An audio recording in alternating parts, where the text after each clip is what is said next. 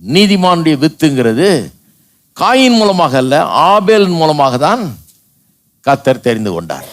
மூத்தவனை விட்டுட்டு இளையவனை செலக்ட் பண்ணுறாரு. அதன் பிறகு ஆபேல் கொல்லப்பட்ட பிறகு சேத்து என்கிறவன் மூலமாக அது வருது இல்லையா. அதன் பிறகு நோவாவின் காலத்தில் நோவாவுக்கு பிள்ளைகள் இருக்கிறாங்க. அதில் மூத்தவனை ஜாப்பேத் என்றவனை விட்டுட்டு ஷேம் என்றவனை செலக்ட் பண்ணி அவன் மூலமாக தான் சந்ததி வரும்ட்டார். மூத்தவனை வேணுன்னே விடுற மாதிரி இருக்குது.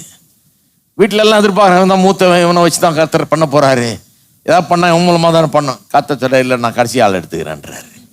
வேணாம். ஸோ அங்கேயும் இப்படி ஆகிப்போச்சு. அதன் பிறகு ஆபிரகாமுக்கு 2 பிள்ளைகள், இஸ்மவேல்னு ஒருத்தன் பிறகுறான்.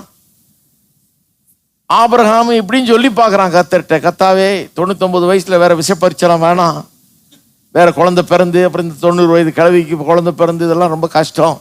ஆகவே நான் இருக்கிற இந்த பிள்ளையை வச்சே ஒப்பேத்துறேன், நான் இந்த பிள்ளைய வச்சே ஏதாவது பண்ணும், அந்த வாக்கு தத்தமெல்லாம் இந்த பிள்ளையின் மூலமா நிறைவேற்றும். இஸ்மவேல் இருக்கிறானே, பிறந்துட்டானே, அதை வச்சே மேனேஜ் பண்றேன்றான். கர்த்தர் இல்லை, உன் கற்ப பிறப்பே உனக்கும் சாராளுக்கும் பிறக்கிற குழந்தை தான் உன்னுடைய வித்தா இருக்குன்னு சொல்லி இன்சிஸ்ட் பண்றாரு. விட மாட்டேங்கிறாரு பாருங்க.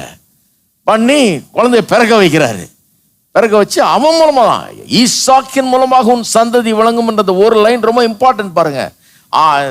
புதிய ஏற்பாட்டில் ரோமர் 4ஆம் அதிகாரத்தில் அப்போஸ்தலனாகிய பவுல் அதை கோட் பண்றாரு. கோட் பண்ணி பெரிய உபதேசத்தை கொடுக்குறாரு. ஈசாக்கின் மூலமாக உன் சந்ததி விளங்குன்றது அவ்வளவு முக்கியமான ஒரு காரியம். அப்படின்னா என்ன அர்த்தம்?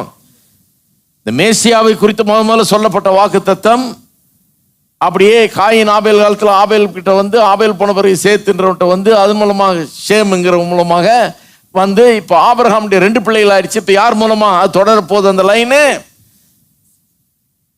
மூத்தவன் மூலமா இல்லை, இஸ்மவேல் மூத்தவன் அவன் மூலமா இல்லை, இளையவன் ஈசாக்கு அவன் மூலமா தான் தொடர் போதுன்னு ஆக்கிட்டாரு.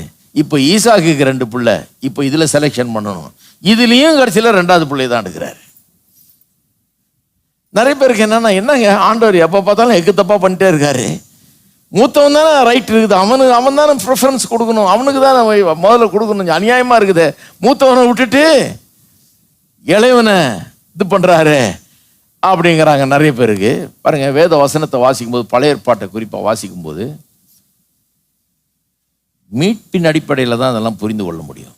கல்வாரி சிலுவை, இயேசு, நம்முடைய ரட்சிப்பின் திட்டம், இதெல்லாம் விளங்கினாதான் பழைய ஏற்பாடு நல்லா விளங்கும்.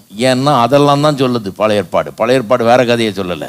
பழைய ஏற்பாடு நம்முடைய மீட்பின் திட்டத்தை வெளிப்படுத்துகிறது, ரட்சிப்பின் திட்டத்தை வெளிப்படுத்துகிறது. அப்போ இதை விளங்கிக்கணும்னா அதன் வாயிலாக பார்த்து